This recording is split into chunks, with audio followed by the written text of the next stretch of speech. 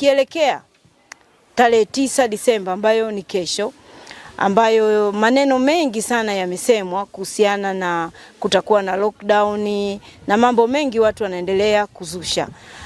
Kwa niaba ya Kamati ya Ulinzi na Usalama Mkoa, kwa niaba ya mwenyekiti wa Kamati ya Ulinzi na Usalama Mkoa, naomba nitoe tamko rasmi kwa wananchi kwamba sisi Kamati ya Ulinzi na Usalama Mkoa tunatekeleza maelekezo ya Mheshimiwa Rais, Amiri Jeshi Mkuu wa majeshi yote ya ulinzi na usalama, kwamba wananchi waendelee na shughuli zao kama kawaida.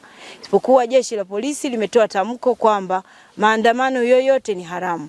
Kwa hiyo hairuhusiwi mtu yoyote kwa siku ya kesho kuandamana. Kesho ni siku ya mapumziko, tukitafakari tangu tupate uhuru na mpaka tulipo. Tulikuwa wapi, tuko wapi na tunaenda wapi. Kwa ujumla wake nawaomba niwasihi sana wananchi wa mkoa wa Geita. Amani yetu ndio tunu yetu. Tuna wajibu na haki ya kuilinda. Na ulinzi unaanza kwako wewe mwananchi. Sisi jeshi la polisi tumepewa mamlaka na serikali ya Jamhuri ya Muungano wa Tanzania wa kusimamia sheria na katiba ya Jamhuri ya Muungano wa Tanzania. Kwa hiyo sisi tutatekeleza wajibu wetu wa kikatiba, ambapo kuhakikisha amani na utulivu inaendelea kuimarika katika nchi yetu, lakini mali na wananchi wenyewe wanaendelea kuwa salama. Sasa ni wasihi, kama kuna mtu anakudanganya tutoke twende tukaandamane, ujue anakutafutia tatizo. Kwa sababu sisi tuko tayari kuhakikisha kwamba amani ya nchi hii inaendelea kuimarika na wananchi wanaendelea na shughuli zao. Na si wananchi wale ambao wana shughuli zao watoke, bodaboda waendelee na shughuli zao. Sisi tupo kuhakikisha kwamba tunawalinda.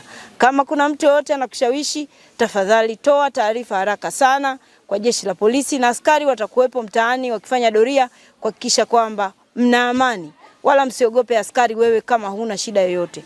Muwe na amani na sisi tupo kuwalinda, na amani yetu ndio tunu yetu, tunao wajibu wa kuilinda.